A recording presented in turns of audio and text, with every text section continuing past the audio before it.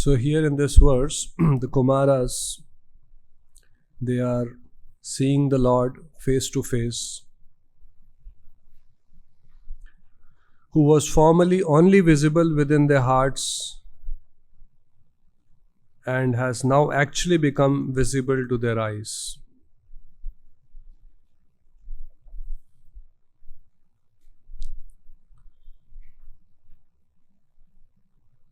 So in the Gita also Krishna says that he is present in the heart of all living entities.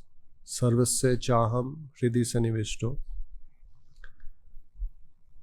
And from him comes all knowledge, remembrance and forgetfulness. So yogis can realize the presence of the Lord in its Paramatma feature by various yogic processes, meditation. But Prabhupada explains that Paramatma realization of the Lord is partial realization. Brahman, Paramatma, Bhagwan. Yes, it is a realization of Lord. Lord is present in the heart. But it is not complete realization. That example of three villagers setting out from their homes to see the train. One of them rushed back when he saw the sound of the train and some light coming from the engine. And he went and described how the train looks like to the villagers. He was not wrong.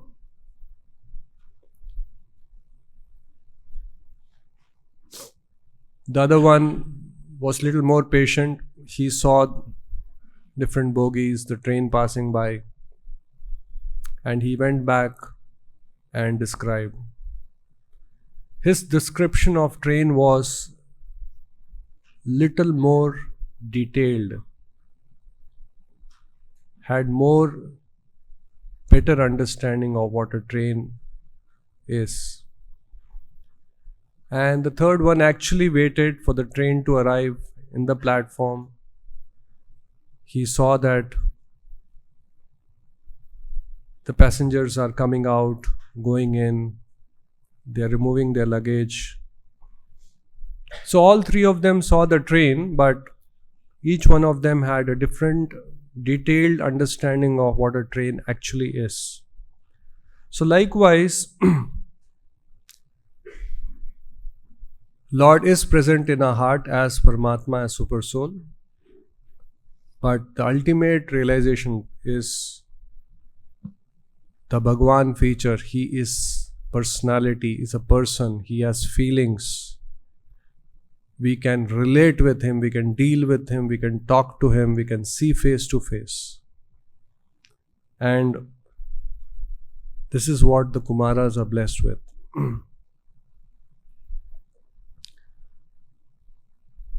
So Prabhupada also, actually if we analyze, we are very fallen. Prabhupada is giving us the highest thing. Paramatma realization, which can take many, many lifetimes and very austere yogic practices, going to the Himalayas. Prabhupada is giving us the ultimate realization, Bhagwan, personality of Godhead. As bhaktas, we start with serving the Supreme Lord. Prabhupada, by his mercy, installed the deities, and we have an opportunity to serve Bhagwan. Krishna, who is cannot be perceived by material blunt senses, by the invitation of an acharya, he comes in a form made of material elements, apparently, but it is not material. So all of us have an opportunity to go in front of the Lord, speak to him, see face to face. That's a different thing. If faith is not there, Prabhupada used to say, a deity is stone for a stone-hearted person. And for a devotee, he is Krishna. So we have an opportunity, the ball is in our court, we have an opportunity to go see Lord face to face, talk to the Lord, offer our prayers. So, there are three transcendental riches. Everyone is wanting prosperity, want to become rich.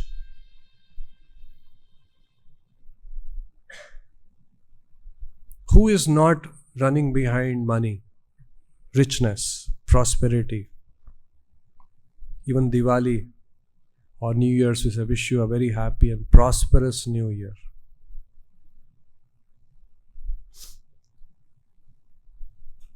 Three transcendental richness are understanding of Krishna as a Supreme Personality of Godhead. In other words, Divya Gyan. We are Amsha of Krishna. Krishna is Supreme Personality of Godhead. This knowledge, if somebody has, he is rich. Second, somebody may have knowledge. Many Gyanis have knowledge. What is the second richness?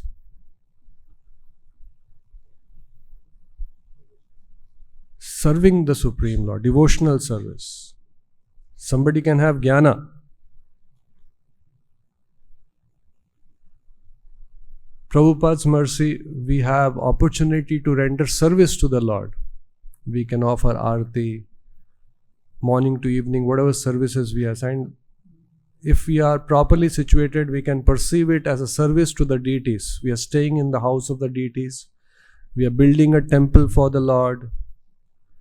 We are honoring prasadam, which is tasted by the Lord. It's a remnant of the Lord. So, second richness is opportunity to serve the Lord. Not everyone has this richness. Yes, in some way, some service can be done, but 24 hours engage morning to night in the service of the Lord is transcendental richness. We should be aware, otherwise sometimes we can feel, I don't have this, I don't have that, I don't have this phone. Small petty things can overwhelm us. So MPP during that COVID, he had taken happiness and pleasure, a session. Only when we feel we are transcendentally rich, and that doesn't happen, we have to contemplate how rich we are, why we are rich, what richness we have. That contemplation is called manan. Manan matlab Krishna is Supreme Lord. He is the reservoir of pleasure. This is just a sentence. But contemplating, going deep into that understanding.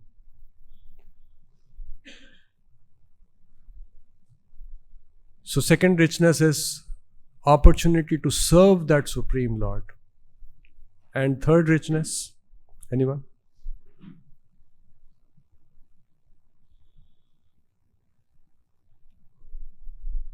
Third richness is love of God. Anybody who is serving the Lord can also serve the Lord mechanically. Can serve the Lord because of some, they have asked me to do it, what can I do? Given an opportunity, will shrug from that service.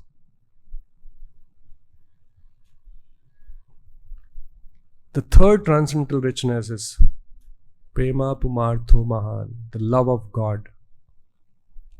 Just like mother, crude example, loves her child. She may not sleep for a minute the whole night. But because she loves the child, she is ready to sacrifice anything, her own sleep. So sacrifice, austerity, penances becomes a byproduct for somebody who has love of God. That's why this aradhito yadahari, if you are worshipping, what is the use of worshipping if you have love? If you're already thinking of the Lord always, if you have love of Godhead, if your attachment to the Lord, then even this aradhana. But if somebody is doing aradhana, service, but there is no love of Godhead, then what is the use? Although in sadhana bhakti stage we don't have, that is what acharyas have prescribed. You serve. Even if you don't have feeling, you serve. Feelings will come. That Brahmananda Swami and his brother, what is his name? Garga Muni.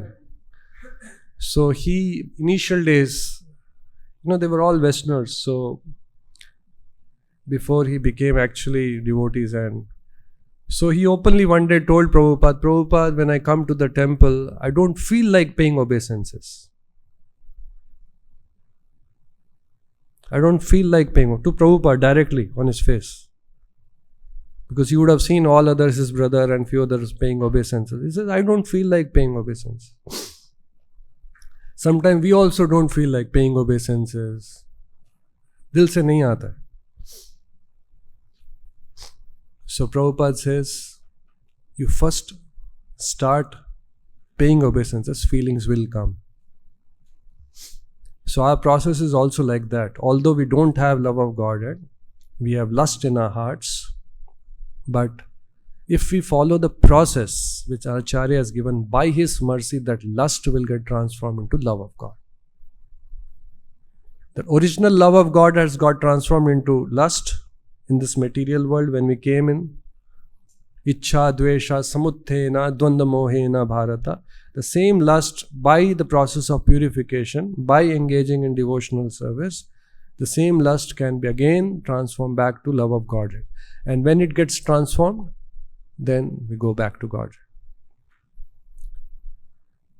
By Prabhupada's mercy, some glimpses of that richness also we have. Some attachment we have developed.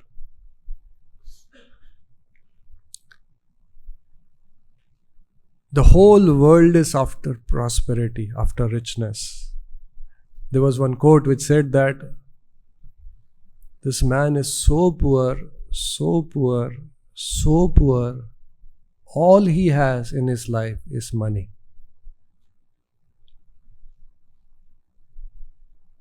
Very deep statement. Because people think money means richness. Money means prosperity. He's so poor, so poor, so poor, all what he has is money. I was reading one more article. You see how the bubbles, when bubbles, froth bubbles in rivers, the bubbles get formed. Some bubbles are big bubbles. Some bubbles are small bubbles. Some bubbles stay for 3 seconds. Some bubbles stay for 5 seconds. Some bubbles stay for 1 second.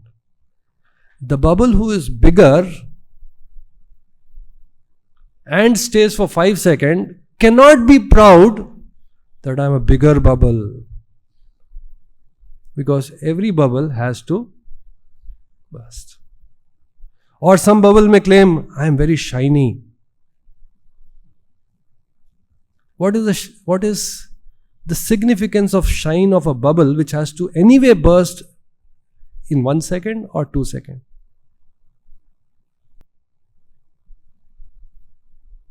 This whole material prosperity, what we are talking about, the world is after, is that like the bubble. Somebody is saying, I'm more shiny bubble.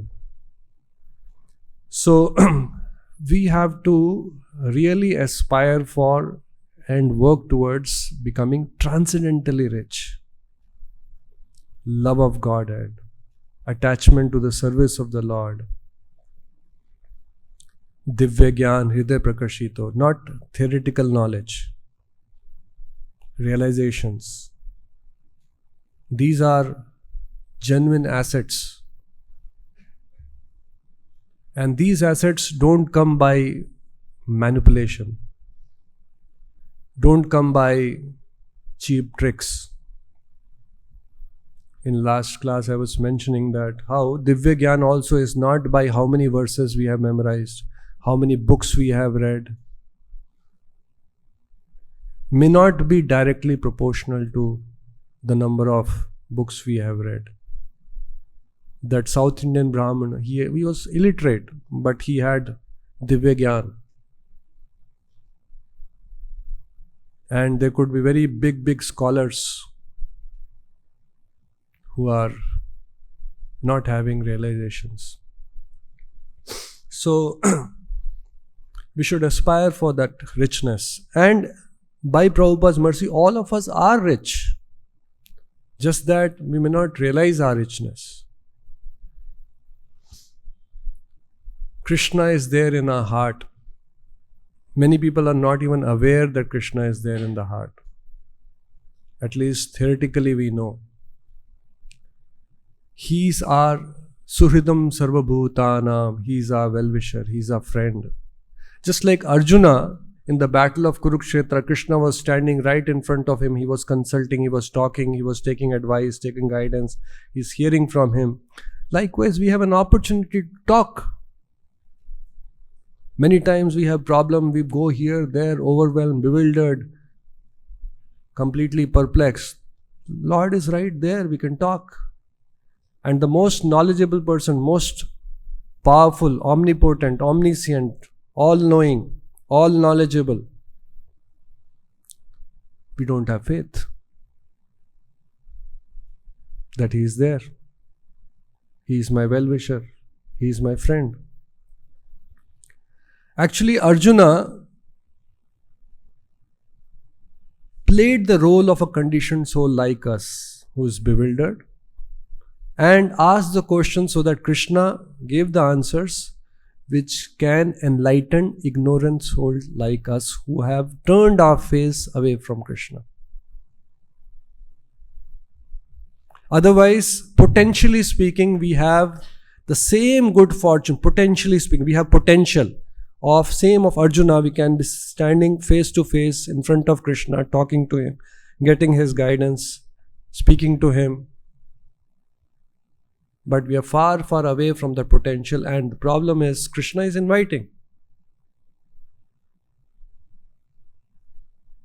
But we are not ready for it. Or we could say we are disqualified. Sun is brilliantly shining in the sky. But some places, some rooms, there is no much sunlight. They are very dark, damp. The problem is not with the sun.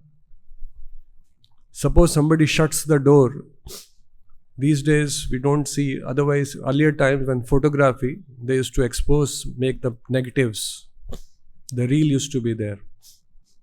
Bromide reel. And in a dark room they used to, using some chemicals expose that thing, and negatives were formed, and then from that photographs were developed. So it is potential to make a room completely pitch dark. You can have the most brilliant sun outside, and in that building, in a room, it can be pitch dark. Technically it is possible. So likewise, although the Lord is all merciful, all kind, ready to give His association, Suhridam Sarvabhutanam, we can be like the dark room. The problem is not with the sun, the problem is, all the arrangements which we have done to shun that sunlight away. Actually, our case is like that. Or for that matter, ignorant souls who are bewildered, our case is like that. Some places are brilliantly lit. Like here, the Kumāras, they are able to see the Lord face to face. They are brilliantly lit. The Lord is right there and they are standing face to face, seeing the wonderful, beautiful features of the Lord. See, so open that room which is dark, open the doors, open the windows, the same sunlight will come in. What is that opening? Krishna is saying, Manmana bhav mad bhakto madhyaji mam namaskuru. Become my devotee.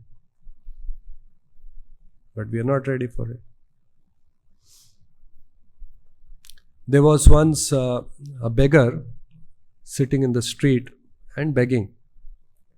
Daily used to beg. That was his family profession.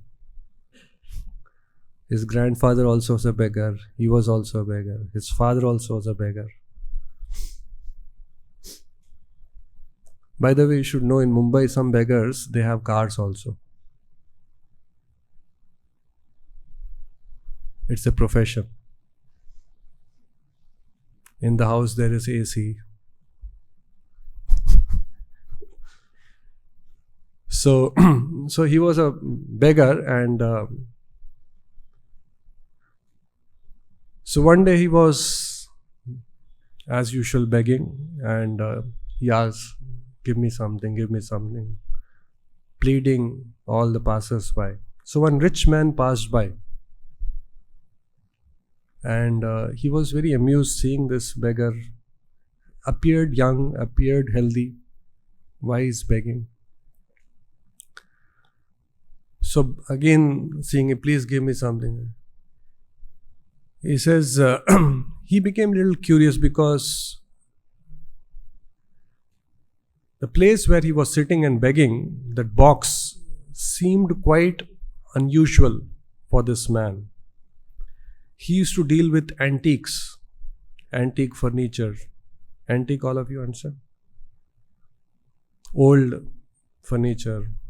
So he got amused by the box on which this man was sitting and begging. So this man pleaded, please give me something. But this man, his gaze was on the box. He said, by the way, what is this box? I want to see that box. It looked quite antique, very old. Looked like some currency chest. So this man saying, dena hai to do aap, nahi to aage badho, got irritated. He is asking money and he's saying, what is this box? So then this man said, okay, I'll give you money. For sure, I'll give you 100 rupees if I can see this box. What is this box? Again, the man got irritated, but then he was supposed to get 100 rupees. Reluctantly agreed, got up from the box. And this man started, observing the box, started a little bit tilting, turning, seeing what this whole thing.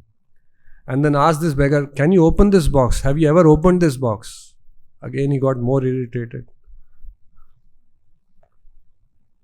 Somehow, he convinced him, I'll give you 200 rupees more. Can you open this box? I'm curious to know what's there inside the box. Cut the story short. They opened the box and it was full of precious stones. Precious ornaments. It was a currency. It was a precious chest, you understand? Currency, not chest. Box where currency is stored. These days currency, in earlier time, all the valuables were stored. So, now imagine his grandfather, his father, he himself, for years together, sitting on that box, which is full of gems, jewels, ornaments, valuable stones, and is begging, give me 5 rupees, give me 3 rupees.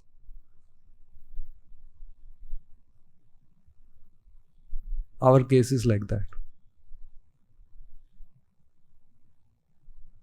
How we are so pleasure starved.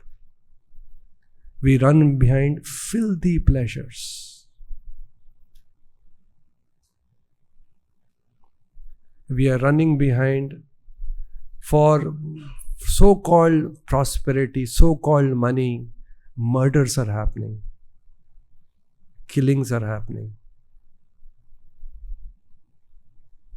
Lives are getting spoiled. People are committing suicides. And hardly we know that we are so transcendentally rich. reservoir of pleasure, Krishna. Even the name of Lord, Anandam Buddhi Vardhanam Pratipadam Purnamrita Swadanam, we are not experiencing. If the sun is shining and the doors are all locked and the room is completely pitch dark, how will we experience sunlight? If the currency chest is all locked up, closed, not even aware that it's a currency chest, we are thinking it's a stool, it's just a bench for me to sit, then how will you access the richness? That's where the acharyas come. That's what enlightenment is all about. That's what Krishna is doing to Arjuna. How he is transcendentally rich and what is the way to unravel that richness. Manmana bhav mad bhakto, become my devotee. That's what Prabhupada is giving us. So we are rich. First we have to recognize we are rich. We have the Lord with us. He is all powerful. He is ready to give his guidance. We have access to him 24 hours, 24/7. Sometimes when you have a rich man or somebody who is very knowledgeable, you have this thing. So you have some kind of satisfaction. When I have a shortage, I can always approach him. If we have that faith, then same satisfaction we should have. There is no problem. If any problem is there, the Lord is there. In fact, a devotee is abhayam mainly because of this. Prabhupada in the Jaladuta diary writes, I have no power to preach. I have no idea how I'll be able to convince them about your message. I have no knowledge. I am just a puppet in your hands. Make me dance the way you want me to dance. So, if we have faith that, and if we are only if we can become a good puppet, then all transcendental richness is available to us. And that is what happened in Prabhupada's life.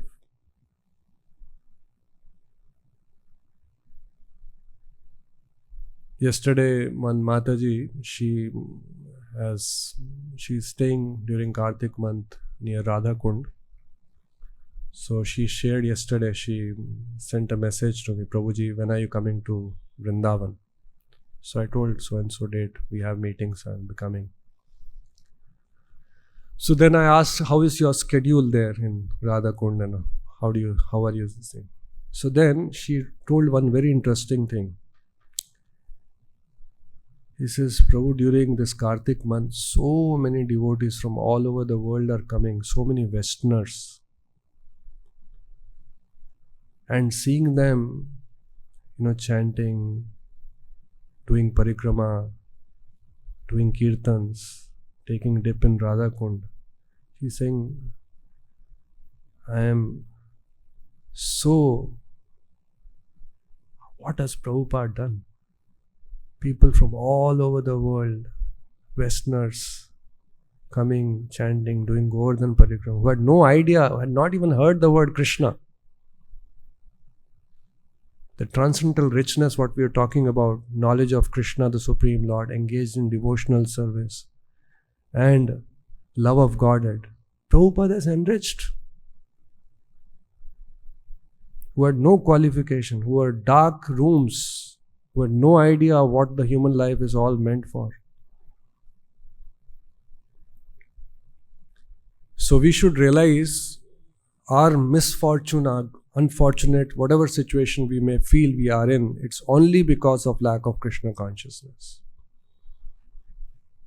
If we are Krishna conscious, if we follow what Prabhupada has given us, we are transcendentally rich, irrespective of our material circumstances. And material circumstances, material poverty or richness is like that bubble. Today it is there, tomorrow it is not there. It's just a question. Somebody is 2 seconds, somebody is 5 seconds, somebody is 4. A bubble who burst after 5 seconds cannot be more better bubble than a bubble which burst after 1. All have to burst.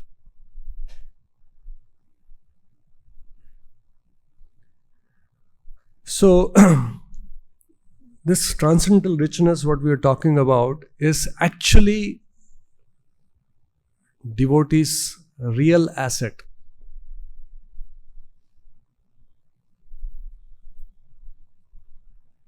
Just 2 days back, I was in Mumbai. There was one person who was working in Akshaypat, a very senior person. He retired.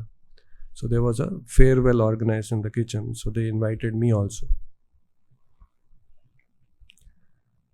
So one thing, while that everyone was trying to, say the good things what that person. Actually, that person was very nice.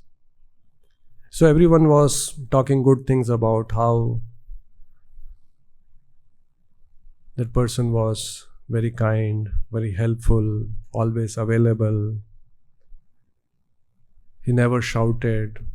Many times when we did mistake, he encouraged us, appreciated. One thing which very struck me very deeply is,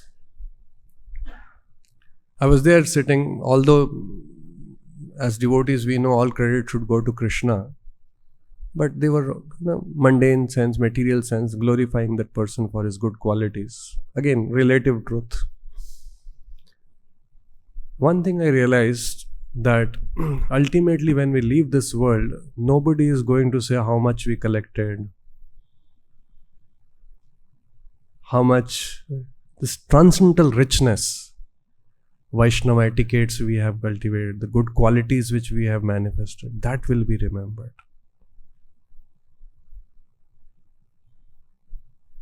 So as devotees, we should cultivate, we should accumulate transcendental richness, Vaishnava etiquette, Vaishnava seva, pleasing other Vaishnavas, serving other Vaishnavas,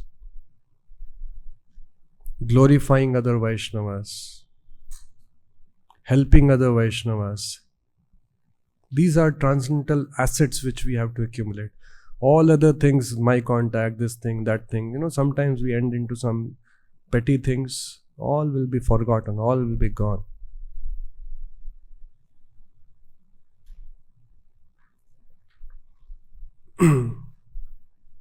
Once a disciple went to Gurukul.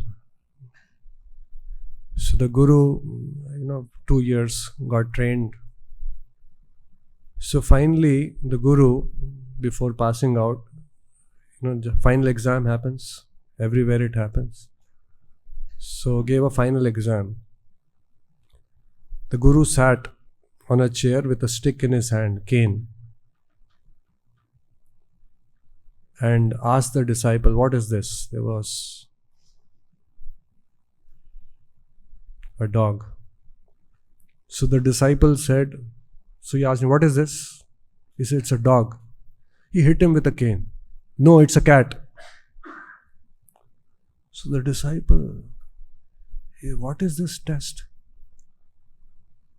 Again the Guru asked, what is this? He said, it's a dog. Again hit him with a cane. 5, 6 times it happened. He started bleeding.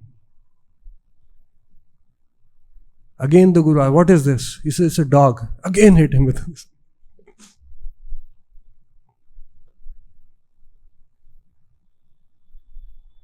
So the disciple got really bewildered. What is this test? What is this Guru? And finally, he fell at the feet of Guru.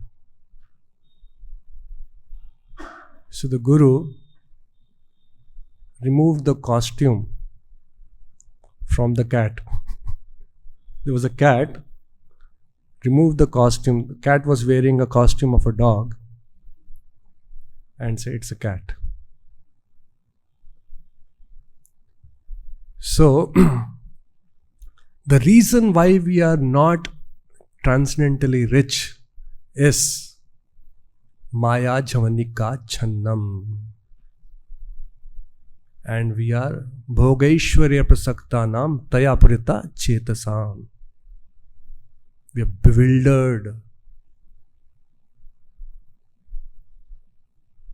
If you see a beautiful form of opposite sex, it is beautiful, it is attractive, it is giving pleasure. The words are sweet like nectar. Why not? It is actually. But Maya hits us. What is this? It is giving pleasure. It is beautiful. It is handsome. It is so attractive. But we get a hit from Maya because it is illusion. Maya means what? That which is not. That's why Acharyas, they have given us regulative principles. Mama Maya Dhuratya. But what is visible to us? It is attractive. It is, why not? Why should I not do it? Why should I not talk?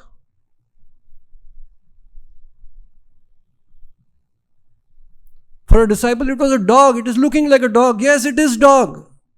But no, it is channam. It is covered. It is not dog. It is not attractive. It is not pleasurable. It is poison. It will kill us. It will drag us. It will snatch all the transcendental richness what we have. It will devoid us from that richness. We will be disqualified.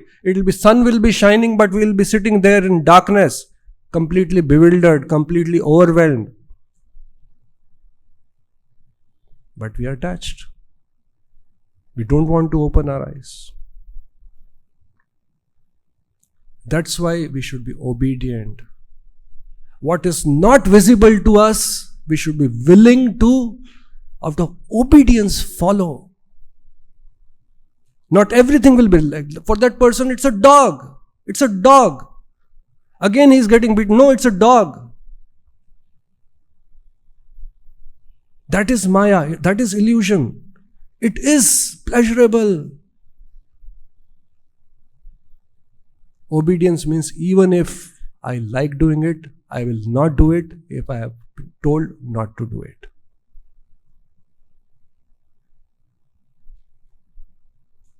If we go by what is pleasing to my mind, what is pleasing to me, we are disqualified from transcendental richness. This is ABCD of spiritual life, to control the mind, control the senses.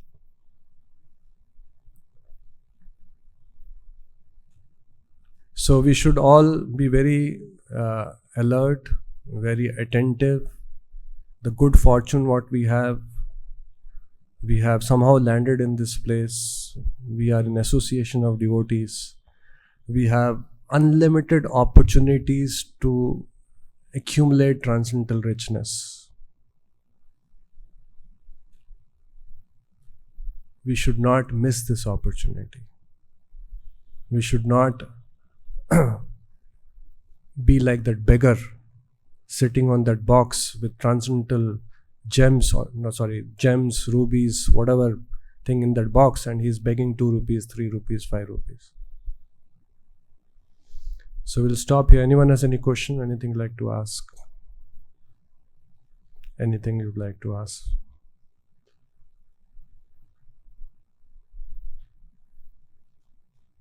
So here it says that the Lord is not visible. However, when one can understand the significance of His holy name and when engages in devotional service of the Lord, beginning with tongue by chanting and tasting prayer, then gradually the Lord reveals Himself. So, as I mentioned, this transcendental richness, again, it cannot be divya gyan hriday prakashito. It cannot be snatched. It cannot be lorded over. The Lord reveals Himself.